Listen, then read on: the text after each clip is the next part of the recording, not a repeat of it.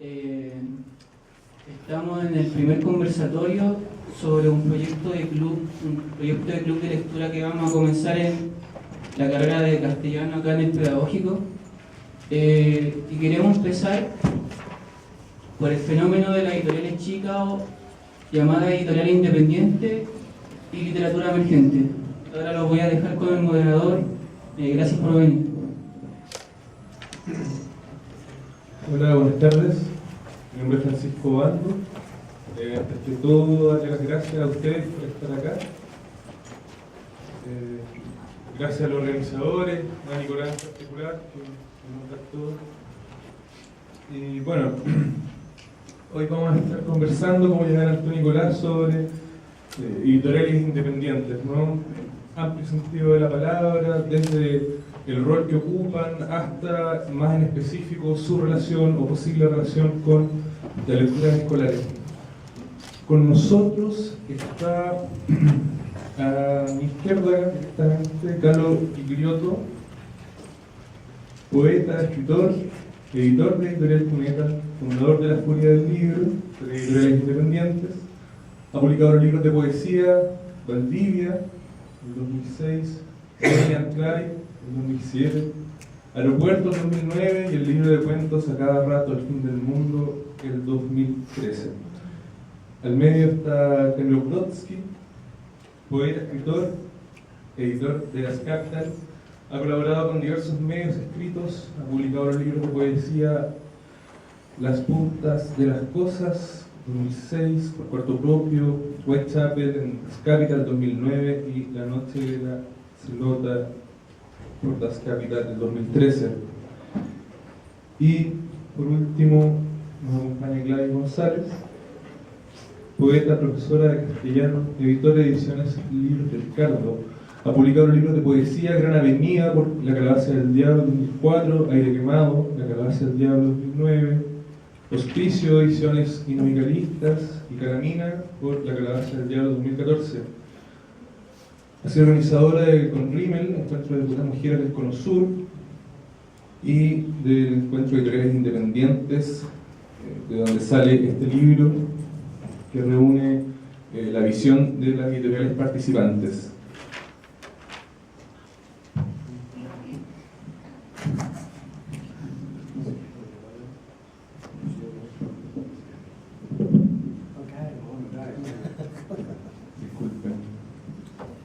Bueno, yo quisiera leer, de hecho, él es mi editor, por cierto, me corrige muchos aspectos de mi vida.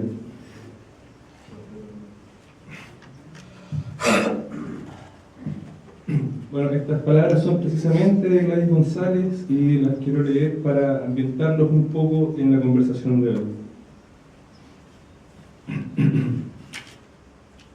En la actualidad, las editoriales independientes tienen la tarea de presentar textos, hechos y formas de producción que generen espacios de contención y fraternidad, evitando las rivalidades y el saqueo de autores, para movilizar un espacio temporal donde la lectura y la conversación reflexivas sean el punto inicial y principal de su quehacer.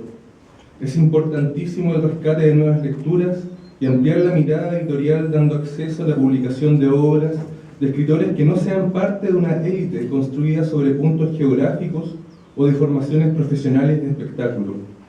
El precio de los libros, las temáticas, los autores, la materialidad, la distribución, la forma de construcción del imaginario de una editorial son fundamentales para denominarse independiente. Independiente es la libertad y la seriedad de crear un libro sensible en el cual hay un trabajo de corrección, respeto y amor por quien vaya a recibirlo, a palparlo, a disfrutarlo. Es hacer del lenguaje una forma cálida de respiración y de evocación de las letras, un pequeño ingreso a la infancia de la imaginación. Independiente es el rechazo a la serialización, a la masividad de lo vacuo y lo colonializador, a respetar las generaciones anteriores e incluirlas, la necesidad de cooperatividad y rescate de las ideas locales y universales en pos de una mejora social. Independiente es omitir el ego y funcionar como editor cabal pero silencioso, es dejar que las obras brillen y hablen por sí mismas, buscando un nicho intelectual y afectivo que las contenga, y haga crecer con otras lecturas y con las contingencias sociales y políticas. La literatura independiente debe ser un vector del liderazgo, de hermandad y pacificación del espíritu, ente emancipador de las injusticias y la dominación a partir de las ideas y la acción personal, cavilada y conjunta.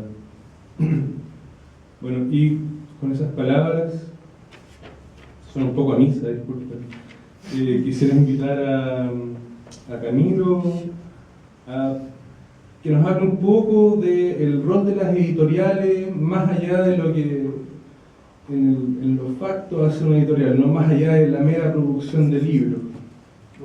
Sí, por supuesto. Bueno, buenas tardes, primero que nada gracias por la invitación. Yo no venía desde las tomas del 98 más o menos, así que general que ha pasado mucho tiempo. A ver, más allá del tema, claro, de lo formal o de lo técnico incluso. Yo partir diciendo, creo yo, porque eso salió un momento y el debate dentro de estas editoriales también ha ido avanzando, digamos. O sea, el debate, los niveles de organización, etc. Yo lo primero que pondría en cuestión es el término independiente. Hablar de editoriales independientes es un poco un equívoco, porque en realidad independiente de qué. O sea, la única independencia que vale para esto, porque no hay que perder de vista que de una forma u otra se quiera o no. El funcionamiento de esto también depende de poder generar recursos para seguir trabajando. Entonces, la única independencia real es la independencia financiera. Lo otro es más bien, y así fue, el término editoriales independientes es más bien algo que acuña la prensa, porque no tenía muy bien cómo identificar este espacio, que surge principalmente a partir de las editoriales que se agrupan inicialmente en torno a la Furia del Libro. Existía ya la Asociación de Editores Independientes, el Talón, editoriales universitarias, Cuarto Propio, etc. Pero estas editoriales tienen otro perfil. Nosotros yo creo que venimos, disculpe, estoy poniendo maíz porque se lo encargo. Nosotros estamos más bien, no es la misma parada, digamos. Siendo que hay coincidencias, no es la misma parada. Entonces, primero poner un poquito en cuestión, digamos, eso de independiente. No hemos encontrado ningún término alternativo, también nos parece que no es necesario, en realidad nosotros somos básicamente editores. Son editoriales y ahí viene la diferencia. Para nosotros lo central y lo que nos diferencia de otras editoriales tiene que ver con el catálogo y con dónde ponemos al catálogo dentro de nuestro trabajo. Con las transnacionales, bueno, la diferencia es obvia. Nuestros catálogos están al servicio de una línea editorial, y toda línea editorial asumimos nosotros también es una línea política, y no de las gerencias comerciales, que es como opera en general el circuito del libro, el tema sobre todo de las editoriales más grandes. Entonces yo creo que eso como primer punto, como para saber desde dónde estamos hablando. Yo, en ese sentido, y centrándonos en el tema del catálogo, que yo creo que es lo que en definitiva te va dando un carácter, te va dando una fisonomía. Y es lo mismo también que diferencia a las mismas editoriales entre sí, digamos, también por los énfasis, por los acentos que se ponen. Yo creo que hay temas que son centrales. La gente de Lanzallamas, que lamentablemente ya no existe, el colectivo de Lanzallamas, pero ellos tenían un tip que yo creo que era bastante certero, en realidad, con relación a lo que hacemos, que es que nosotros hacemos los libros que nos gustaría leer, básicamente. Y eso tiene una serie de derivadas. Con respecto a nuestras diferencias, sobre todo con las transnacionales, insisto, tiene que ver con que a nosotros nos interesa fomentar una literatura nacional, por un lado. Somos los únicos que apostamos en términos concretos de manera consistente y permanente, me refiero, a óperas primas, digamos, a primeras obras de escritores emergentes. Objetivamente somos el segmento que debe estar sacando alrededor del 90% de lo que es poesía en este país. Porque yo no sé si ustedes han leído los últimos libros de la colección de poesía Planeta, no existe. Si no es Neruda, Parra o la Mistral no hay cabida. Entonces, en un país además que se llena la boca con la poesía como con tantas otras cosas. La poesía la sacamos nosotros, básicamente. Y también hay un tema que para nosotros es central y que tiene que ver, por un lado, con eso, con el tema de sacar autores nacionales, con el tema de poner en circulación o poner nuevamente en circulación también obras de la literatura nacional que están descontinuadas. Por ejemplo, en el caso de Das Capital, nosotros reeditamos Idioma del Mundo de Pablo de Roca, que es un libro que tenía una sola edición de los 50. En ese tiempo Carlos trabajaba con nosotros en Das Capital, en el libro. Sacamos ahora una selección de artículos de Roca en el diario Multitud. Estamos sacando ahora la prosa escogida de Díaz Casanueva, estamos sacando el epistolario que tenía Riquelin con Pedro Lastra. O sea, estamos también tratando de reponer autores y tratando de reponer temas y tratando de reponer, digamos, un abanico de elementos que van siendo dejados por una razón súper simple, que es lo que les explicaba. O sea, los catálogos hoy en este país, y no solo acá, se arman en función de los requerimientos de las gerencias comerciales. Si no vende, no es susceptible, digamos, de ser editado. Lo cual, de entrada, te elimina prácticamente a todos los escritores emergentes, te elimina la poesía, obviamente, que no es muy pujante de la poesía. El ensayo, todo lo que tiene que ver con el debate, con las líneas de pensamiento, es algo en general queda bastante atrás mano y que en realidad es bypaseado por las editoriales grandes. Entonces, el sentido para nosotros es central eso. Yo creo que eso, porque eso además a nosotros nos permite decir con cifras que no tenemos en este momento, pero que son reales, abstraigamos, que efectivamente son las editoriales como esta las que están dinamizando la escena literaria chilena hoy día. O sea, los tipos que están escribiendo hoy día publican a través de estas editoriales centralmente, no todos, pero el fuerte está ahí. Entonces eso yo creo que es importante, porque ahí estamos cumpliendo un rol que para nosotros es central, que es la dinamización del campo cultural y del campo literario. O sea, que sin este espacio no tendría la posibilidad de desarrollarse como lo está haciendo. El auge de las editoriales, estas editoriales independientes, microeditoriales, alternativas, como les quieran decir, digamos, ha sido bastante sostenido, yo diría que desde el 2000, fines de la primera década del 2000 hasta el 2010 para adelante, sobre todo de manera más sostenida. Y eso ha permitido también la aparición de muchos autores que, claro, ahora, es otra cosa que pasa, cuando un autor no hace la inversión de sacarlo y todo, después llega a transmisión y todo, te lo roban en general, pero, o sea, gente como Diego Zúñiga, como Daniel Hidalgo, como el mismo Pancho. A mí no me ha robado nadie. No, todavía no. Todavía no. Es que no creo que lo haga. Pero entonces, eso es también gracias a la labor de estas editoriales. Eso por un lado. Por otro lado, como otra pata, en el caso sobre todo nuestro, pero también es algo que se estaba extendiendo, porque es sano, que tiene que ver también con la publicación de obras de afuera que acá no llegan. Nosotros como editorial, por ejemplo, nos importa mucho tratar de fortalecer lo que son las líneas de traducción. Un poco para romper la dependencia que tenemos con las ediciones españolas. En este país ya nadie culea, todos joden, nadie tiene pichula todo el tiempo ya. O sea, me refiero, y eso tiene que ver con una buena traducción. O sea, nosotros, la gente de mi edad, digamos, crecimos con traducciones españolas y era muy cabrona esa cosa. Porque se te mete. Y aparte los libros, o sea, porque tú, no sé, comprarte el Spoon Reader de Edgar Lee Master te sale 25 lucas en cátedra, que son los únicos que la tienen traducida. Hasta unos meses más, porque vamos a sacar una edición bilingüe, no sé lo que voy a hacer. Entonces también independizarse en términos de lo que significa eso, va a permitir también que tanto los lectores como también los lectores creadores, digamos, tengan acceso directo a traducciones hechas acá, que son muy buenas. Las traducciones chilenas en general son bastante buenas. Y lo que te permite también abrir el campo. A nosotros los centrales en ese sentido de abrir el campo, abrir canchas, abrir ventanas para que se ventile también una escena literaria que por lo menos nosotros, estoy hablando de la editorial en este caso, consideramos que está bastante asumagada, donde son siempre los mismos, donde hay poca circulación, donde el conocimiento de alguna manera está secuestrado, bueno, como en muchas áreas.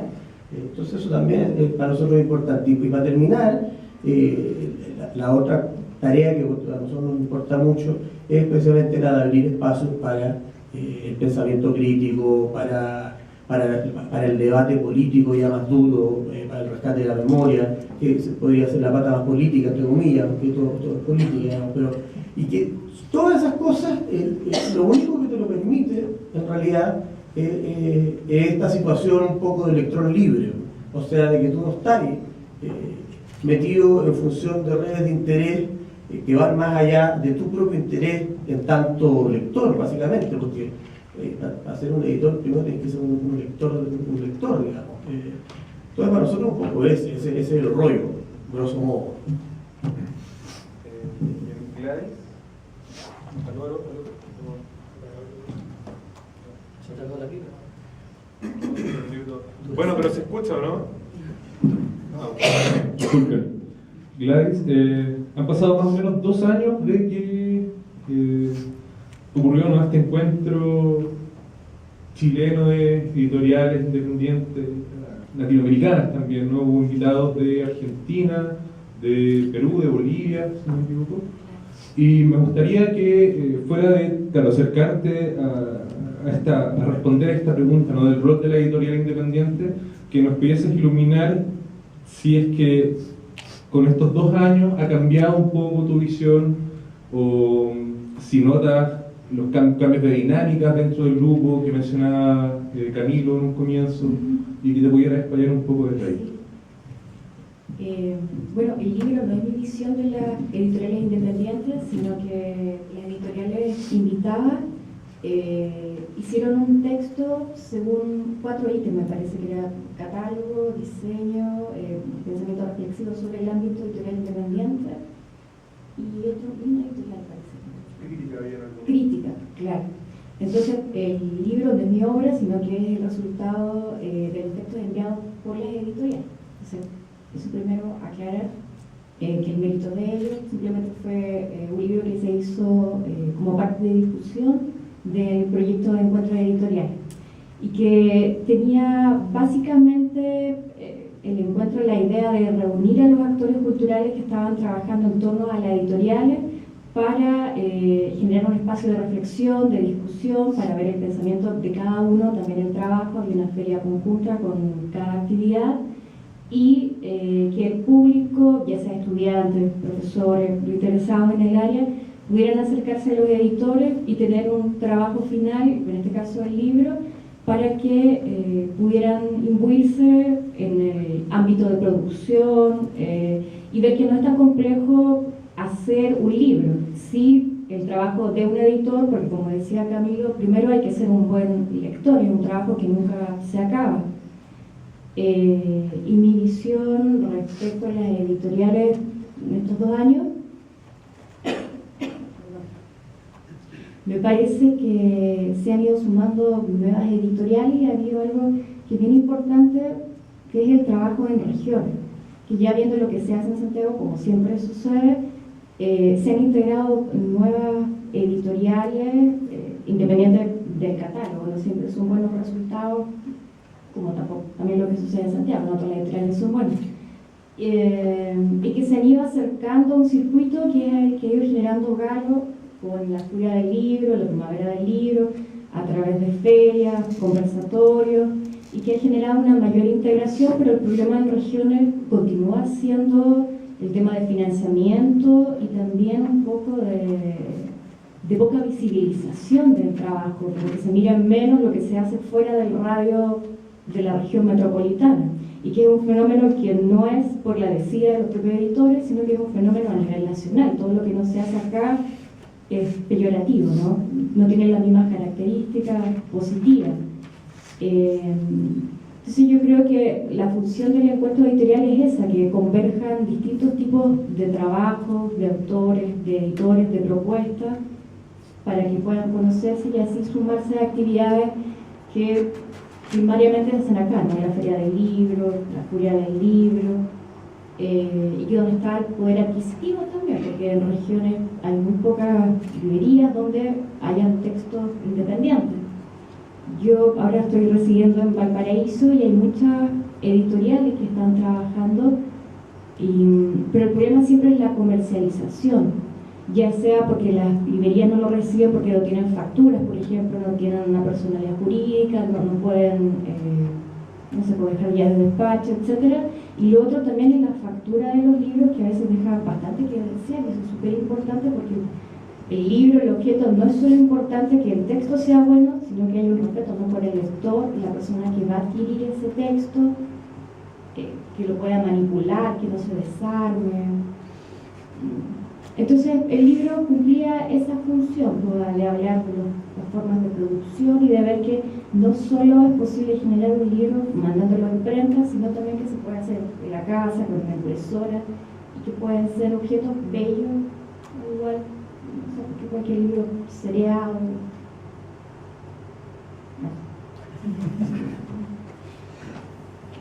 Y Garo, si nos pudiese ayudar un poco, ¿no?, con tu experiencia como organizador de la Feria del Libro y, bueno, obviamente director y editor de Cuneta. Gracias. Bueno, en primer lugar, gracias también por la invitación y es divertido porque aquí nos vimos por primera vez con Pancho hace unos años atrás, así que bacán. Bien, sí, y bueno, antes yo quisiera hacer unas anotaciones sobre lo que dijeron mis compañeros. Por ejemplo, Camilo habló de las editoriales independientes, dijo editoriales independientes, microeditoriales. Gladys también habló del tema de la dificultad por la factura. Entonces, yo quisiera hablarles un poco de eso, partiendo de la base de por qué nosotros nos llaman editoriales independientes, o por qué es una editorial independiente y qué es lo otro. ¿No es cierto? Lo otro vendría a ser una editorial que yo llamo industrial, que responde a las necesidades del mercado. Es una editorial por lo general, como por ejemplo Alfaguara, Planeta, que son empresas que tienen su casa matriz en otros países, en España o en Estados Unidos, donde sea, y que tienen por encargo un equipo de gente que trabaja, en este caso en Chile, y tienen que cumplir una meta de venta de libros. Y para eso publican lo que sea. ¿Y a qué me refiero con lo que sea? Bueno, por ejemplo, es una extensión, digamos, de la industria del entretenimiento. Así yo lo veo. Como que, así como de repente vemos una película como Rápido y Furioso, en realidad no nos deja nada a nivel cultural, salvo ver unos tipos ahí que están corriendo y siempre pasa lo mismo, etc. Bueno, con este año, en la próxima Furia, vamos a tener posiblemente 90 editoriales por ahí. O sea, también se nota en que las universidades rápidamente empezaron a crear diplomados y magíster de edición, porque como ustedes saben, la edición no es una carrera, no se estudia, uno no va a estudiar licenciatura en edición, es un oficio. Y se ha tratado de profesionalizar ¿cómo se llama? El más. Y bueno, hay de todo, por supuesto, en el tema de los diplomados. ¿Qué más? Y entonces no solamente la cantidad de editoriales, también los diplomados que surgen, y aquí hay un concepto clave que es la bibliodiversidad. Y eso es el verdadero aporte que nosotros como editoriales pequeñas estamos haciendo digamos, a la sociedad. Otra diferencia entre las editoriales industriales y las editoriales independientes. Una editorial independiente produce, por ejemplo, este libro de poesía de Soledad Fariña. Nosotros hicimos 200 ejemplares, que en realidad para hacer un libro de poesía es bastante. Por lo general las ediciones de poesía son 100 ejemplares por título. Bueno, una editorial industrial que posiblemente no va a publicar poesía, sino de un autor como Nicanor Parra, pero cuando publican narrativa hacen 1000, 3000 ejemplares por la base. Y por cierto, eso les permite tener mayor distribución. Sin embargo, si bien es cierto, hacen mayor cantidad de ejemplares por título, la cantidad de libros que producen al año es menor si se multiplica la cantidad de editoriales independientes que hay. Y ahí hay una discusión que nosotros tenemos con con la agrupación más antigua que hay en Chile, que es la Cámara del Libro, que organiza la Feria del Libro de Santiago, ya que ellos se consideran más importantes porque producen más libros, en el sentido de cantidad de ejemplares. Y nosotros discutimos que estamos aportando más títulos, aunque sean menos ejemplares. Y cuando digo nosotros me refiero a un grupo que se ha formado a partir de todo este movimiento de editoriales independientes, y ese grupo se llama la Cooperativa de Editores de la Furia, que nació este año y viene justamente del grupo que se reúne alrededor de la Furia del Libro. Y ahí siempre estamos también peleando distintas políticas, como por ejemplo el tema del fomento lector, que ya lo vamos a ver, o el tema del IVA, que está muy difícil eliminar el IVA del libro en Chile. O sea, claro, el año pasado, por ejemplo, cuando fueron las elecciones, presentamos, por primera vez nos unimos, la Cámara del Libro, Editores de Chile y la Cooperativa de Editores de la Furia, para presentar una solicitud a los candidatos presidenciales de un compromiso con el libro y que eliminaran el IVA, y ninguno estuvo de acuerdo. Lo que demuestra que, bueno, la tenemos súper difícil con eso.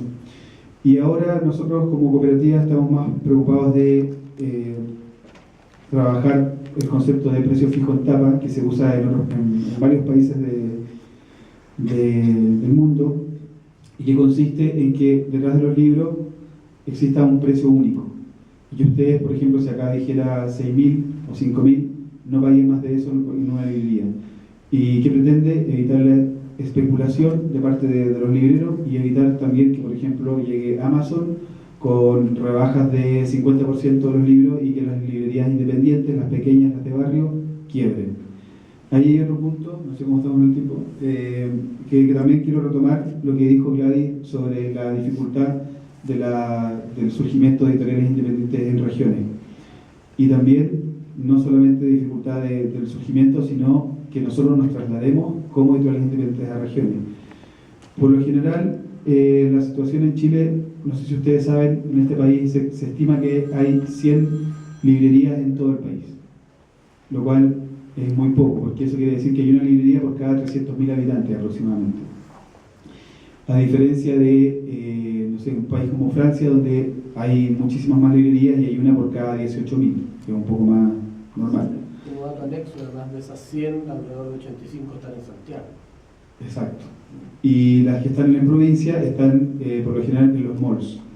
Y obviamente son librerías que son para vender textos escolares, una vez al año y unos cuantos regalos de cumpleaños y de Navidad al resto.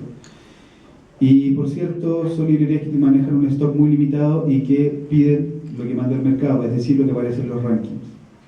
Y entonces ahí es donde se empieza este círculo vicioso, ¿no es cierto?, del libro, en que el libro de una editorial independiente tiene muchas barreras, muchas más barreras de lo que uno pudiera imaginar. Y por ejemplo, nosotros en varias ocasiones hemos tratado de participar en ferias en regiones. A veces hay municipalidades que nos invitan, no sé, nos pagan el pasaje, nos pagan una residencial o algo así, y no vendemos nada.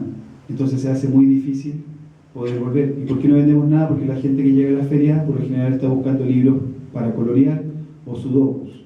Y como nosotros no tenemos sudoku, no vendemos, sencillamente.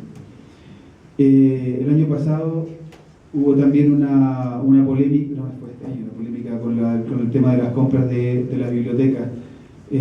¿Cómo se llama? El año pasado en la Feria del Libro de Santiago fueron bibliotecarios de todo Chile, andaba un contingente de algo así de 5.000, 6.000 bibliotecarios recorriendo la feria.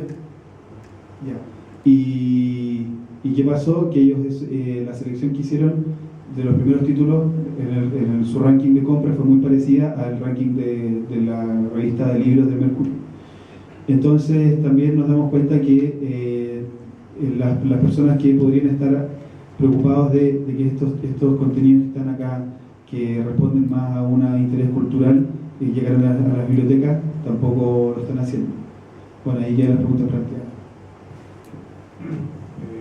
Sí, quiero decir algo respecto a las librerías de regiones y a las ferias que se hacen en regiones, que, claro, principalmente las librerías que hay en regiones son de libros usados, ¿no? De textos escolares, pero no solo que la gente vaya a buscar sudoku o libros para colorear, porque, no sé, pues porque no tengan un bagaje cultural mayor, sino porque me parece que no hay poder adquisitivo. O sea, no creo que en regiones la gente no lea y haga solo sopa de letras, sino que el problema es que el fomento de la lectura, o sea, es un problema estatal principalmente, no desde la educación, que no hay un fomento de la lectura ni una animación en pro de las editoriales, del trabajo que se realiza. Entonces, mientras la gente esté en un estado casi de salvajismo intelectual, es excelente, ¿no?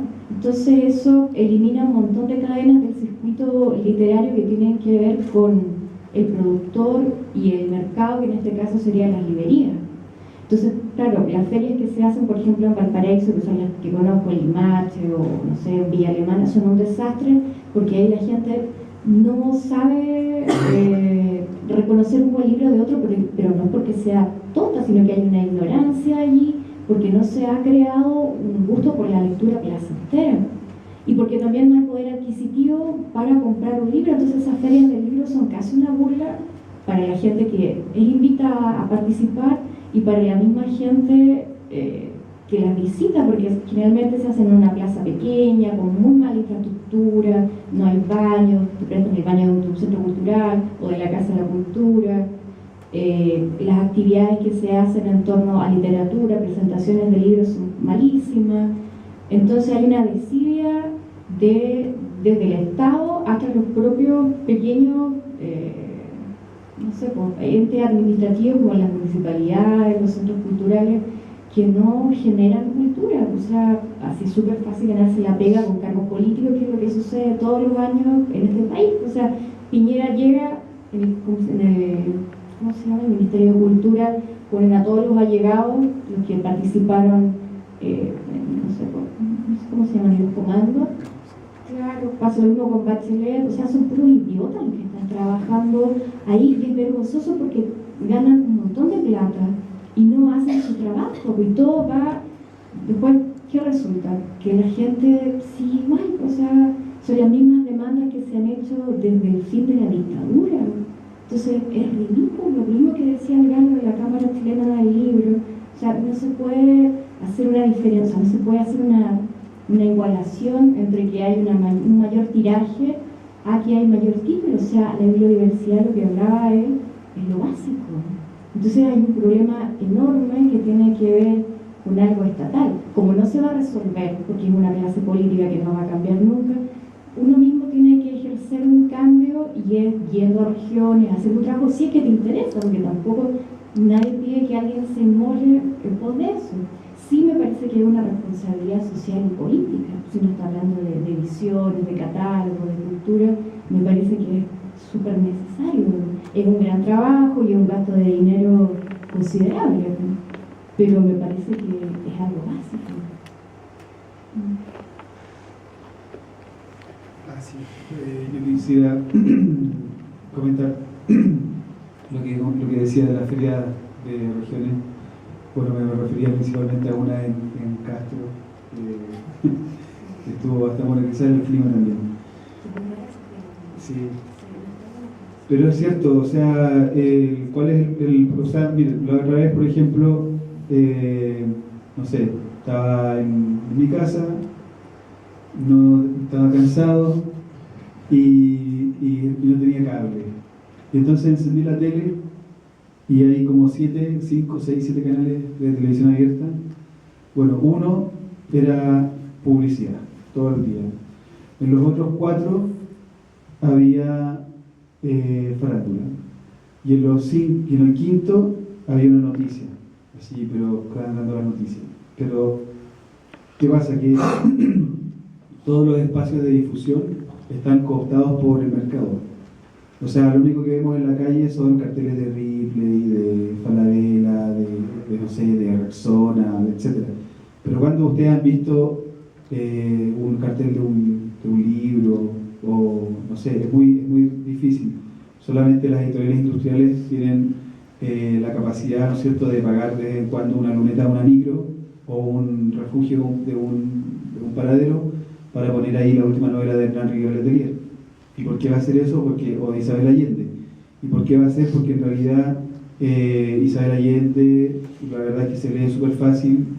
Cualquier persona que lo lee no se siente tonto, se siente culto porque está leyendo un libro y lo está entendiendo, y entonces se va a vender mucho.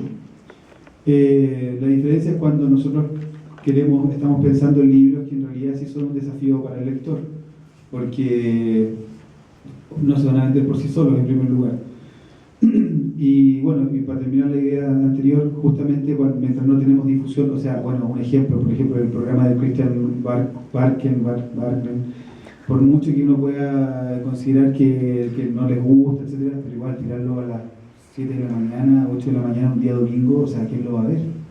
Digo, eso es lo que tiene la cultura en este país, y la difusión de cultura, la difusión de literatura.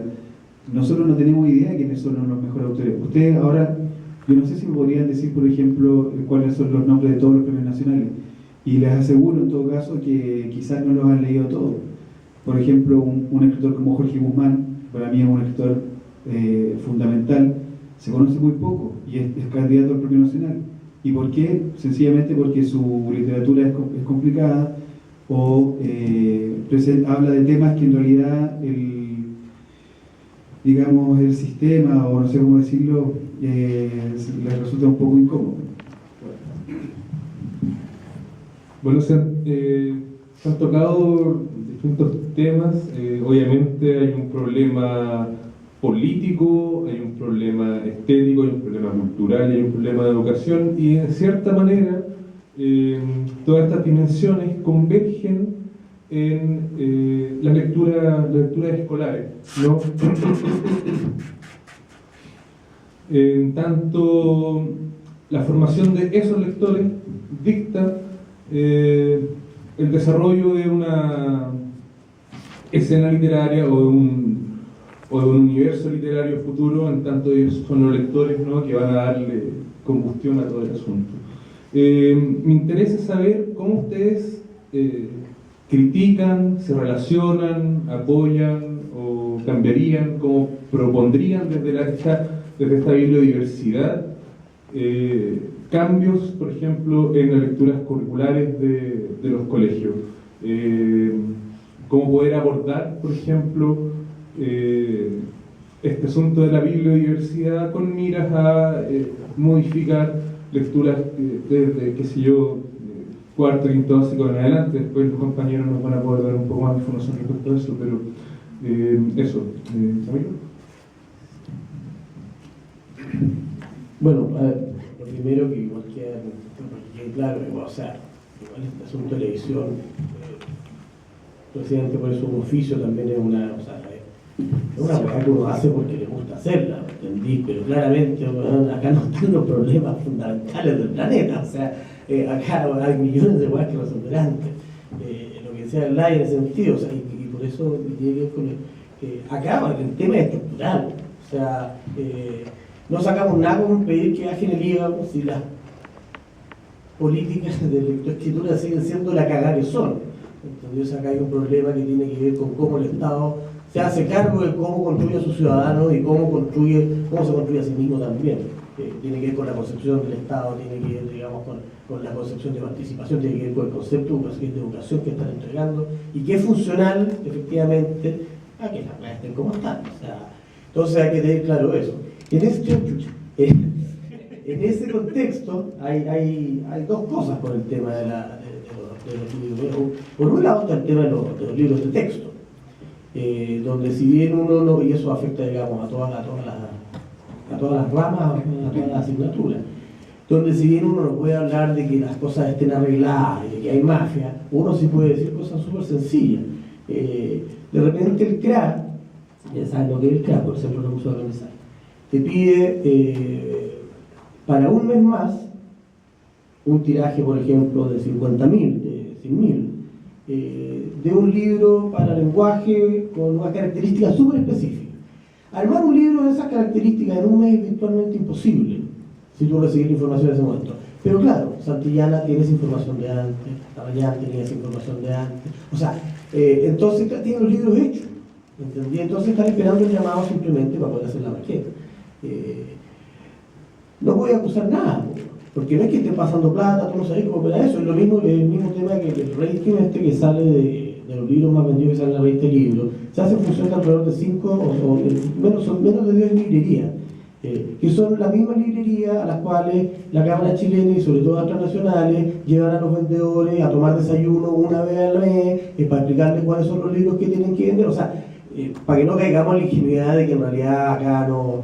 Claro, no puedes probar nada.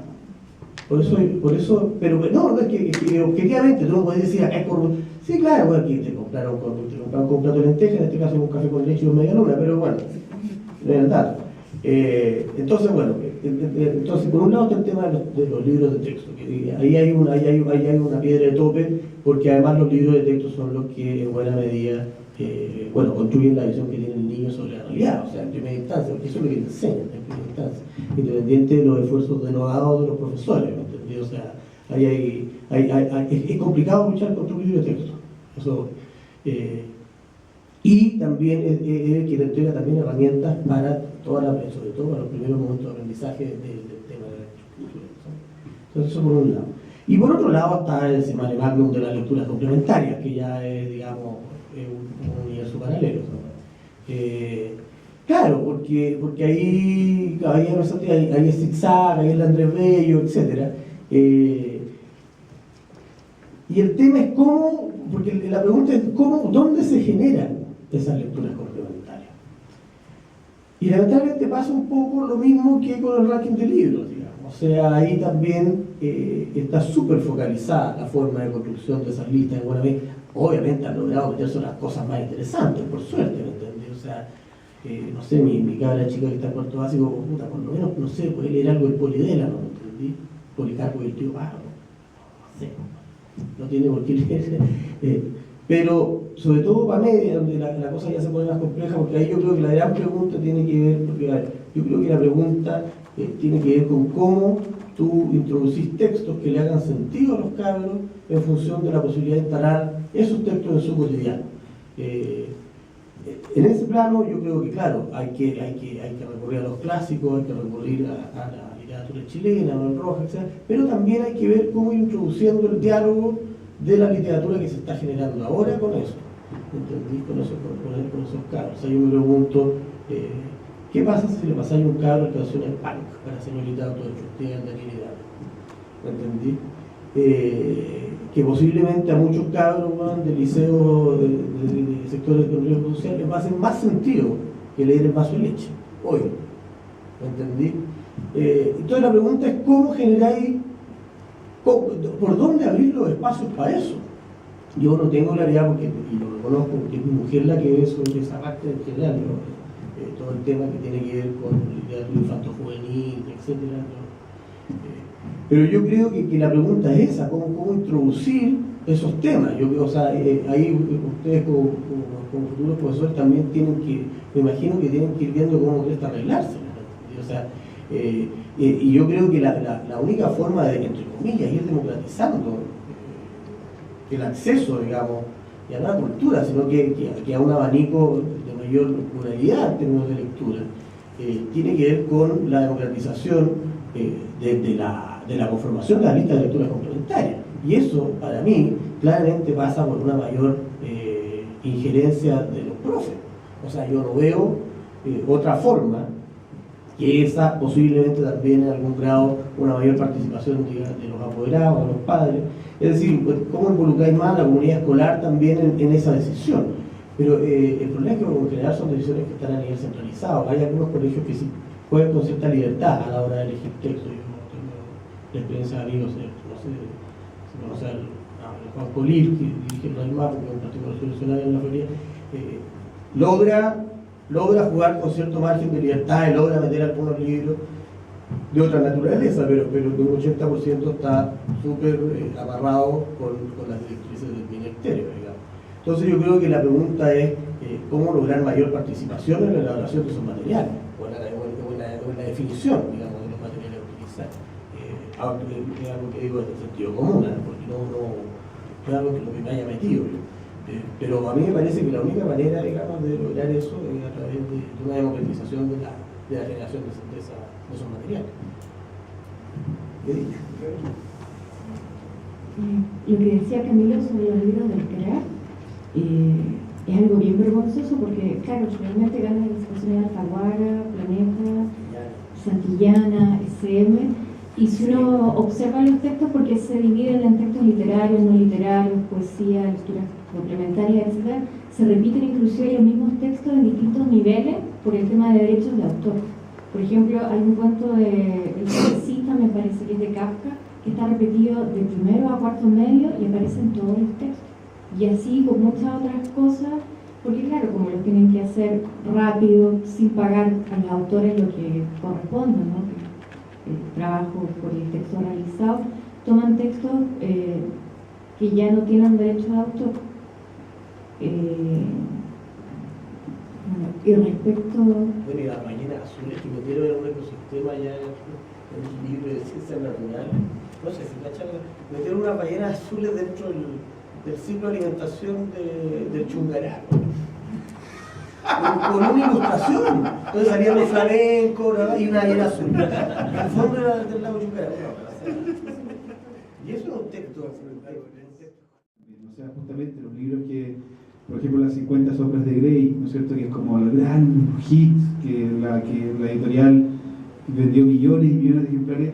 Si ustedes la leen, y ustedes que son estudiantes de pedagogía, el lenguaje, se van a dar cuenta que, o sea, la sintaxis es una basura. O sea, no está bien escrito ese libro. Ya no, de ahí podemos empezar, y no estoy hablando de un tema moral, porque por supuesto la moral en arte no nos interesa, pero está mal escrito. O sea, yo sufro en el lugar de ese pobre traductor que tuvo que hacer ese trabajo de traducir ese libro. Digo, me imagino el tipo tiene que haber quedado con depresión. Bueno, y el tema de las políticas públicas, es verdad, o sea, no, yo me acuerdo cuando estaba en el año 88 en sexto básico y nos hicieron leer un libro que se llamaba ¿Dónde estás, Constanza?, de José Luis Rosasco. Creo que es uno de los peores traumas de mi infancia, porque la verdad es un libro malísimo. Bueno, yo la verdad no lo volví a leer nunca más, pero no lo voy a hacer tampoco. Pero es un libro muy malo, y la verdad es que con los libros malos como ese es la mejor forma de ganar no lectores. O sea, es muy fácil traumatizar, yo creo, a un chico que está empezando, y ahí también estoy muy de acuerdo con lo que dice Camilo, que quizás el libro de Daniel Hidalgo va a tener mucho más que decirle a un lector joven hoy que El vaso de leche de Manuel Rojas, y por supuesto mucho más que Casagrande o que Martín Rivas. O sea, siento que son libros que la verdad no podemos seguir haciendo leer a los chicos, porque claro que tienen un valor arqueológico, pero un valor literario y un valor, no sé, hay que evaluar. En mi caso particular, y perdonando la autorreferencia, fueron los profesores que también tenía un profesor que nos leía su novela en clase, y la verdad es que era otra tortura. A mí los profesores que me hicieron leer libros como, no sé, la historia del paraíso de Milton, o no sé, a Camus o a Sartre, no sé, autores así que a uno le vuelan la cabeza, o Germán Hesse, no sé, son tipos que luego uno ya se empieza a convertir en un lector, porque definitivamente leyó algo que lo alucina. Y es verdad que es muy difícil competir con ese lobby que hacen las editoriales grandes cuando uno tiene un equipo tan reducido.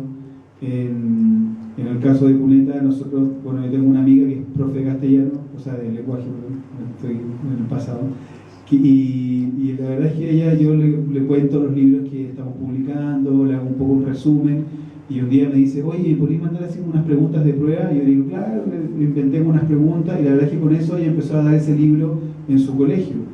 Y yo entiendo que justamente mientras no haya una dignificación del trabajo del profesor, la otra vez estaba leyendo en un periódico las cifras de horas de trabajo de los profesores. Chile es el país de la OCDE que creo que tiene la mayor cantidad en aula. O sea, los profesores, yo me pregunto en qué momento pueden preparar sus clases y pueden reflexionar sobre eso. si están todo el día transportándose o todo el día con los chicos en la sala. Pero ahí hay un trabajo importante, saber qué es lo que se puede recomendar. Y por supuesto, quizás los profesores después no van a tener tiempo, pero ahí ya empieza el trabajo, el cambio estructural que mencionaba Camilo, que debe hacerse, en que debería haber un comité que seleccione anualmente títulos que sean contingentes para los alumnos, de acuerdo a sus distintos niveles, y el Estado debería asegurar que los chicos puedan leer esos libros. Y hay otra cosa que a mí me llama mucho la atención, que se hace en países desarrollados, cómo se crea un hábito, una relación con el libro desde la primera infancia, cuando los chicos son llevados 1 hora semanal, 2 horas semanales a la biblioteca y se dejan ahí sin teléfono, sin computadores, sin iPad, sin nada, para que hagan el ejercicio simple de pasar páginas, ¿no? Y de relacionarse con un libro. Yo creo que eso también es muy importante, en la medida que los niños tengan la oportunidad de estar en contacto con libros, y ojalá buenos libros y no mucha basura, porque es cierto lo que dice Gladys, que no sé, tengo un hijo pequeño, le leo libros con frecuencia y muchas veces sufrimos los dos porque la historia o está mal contada o no tiene nada que ver. O sea, en verdad a veces me avergüenzo de estar leyendo libros que la gente, no sé, los editores esos pensarán que porque un niño se puede tragar cualquier cosa. Yo creo que no, o sea, bueno, pero mejor no voy a contar el caso en particular. Y por último, también quería señalar algo que es un poco grave, el tema de los bibliotecarios en Chile. Del 100% de bibliotecarios en este país, apenas un 25% tiene un título profesional, lo que quiere decir que el 75% solamente llegó hasta cuarto medio. Y esos son, que ya una vez una bibliotecaria me dijo, es que no son bibliotecarios, son encargados de biblioteca, hay que hacer la diferencia. Bueno, ya, pero son las personas que están a cargo de una biblioteca, están funcionando como bibliotecarios. Y de esos 25 hay un porcentaje que es, creo, el 7% que tienen el título de bibliotecólogos, y el resto los que tienen es un título afín a la bibliotecología.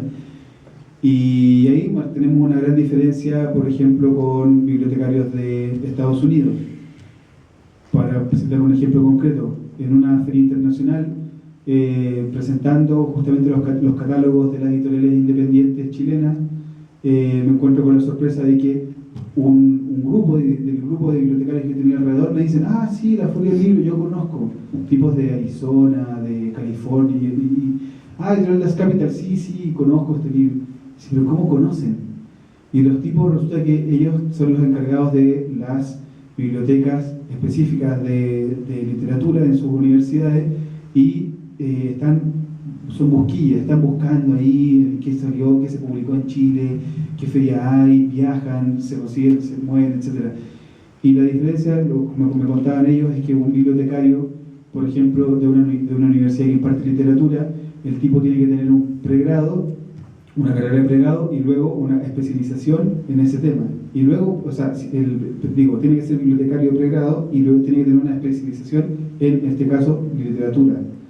Y antes de eso no puede ser bibliotecario. Y por supuesto, se desarrolla una relación muy diferente con la que nosotros podemos esperar acá de nuestros bibliotecarios, que luego vienen a la Feria del Libro de Santiago y están con el ranking del Mercurio en la mano y están buscando esos libros. O sea, pensando que esos son los libros que van a leer la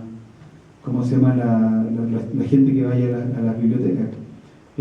Este año el libro más seleccionado en el top 10 estaba 2 veces las 2 biografías de Felipe Camiroaga. Entonces ahí nosotros nos damos cuenta que es una extensión de lo que estamos recibiendo desde la tele, ¿no es cierto? Porque por aquí queremos saber la biblioteca de Camiroaga en una biblioteca, la bibliografía de Camiroaga en una biblioteca, si tenemos la televisión para eso, o tenemos el internet. Hace 2 años, en una compra estatal de libros, apareció un título que era Virología Clínica. Virología Clínica. Entonces, luego yo estaba en el stand de la Feria del Libro de Santiago y se acerca una señora y me dice, ah, sí, yo soy bibliotecaria y yo estuve en el comité de selección de libros. Y le dije, ¿y me puedes explicar por qué eligieron virología clínica? Y me dice, ah, es que hay mucha gente que tiene enfermedad y tiene dudas, entonces van a la biblioteca a preguntar. Y yo digo, ¿y por qué no en un consultorio? O sea, pero bueno, ese es como los criterios a veces que se aplican. Y que la verdad no son más que lobbies que están por ahí que nosotros no vemos y que es lamentable. Porque finalmente se alimenta este círculo vicioso en que no llegan buenos libros a las bibliotecas, no hay difusión, finalmente los autores tampoco ganan plata porque sus libros no se venden, entonces no se profesionalizan y así, es un círculo bastante nefasto.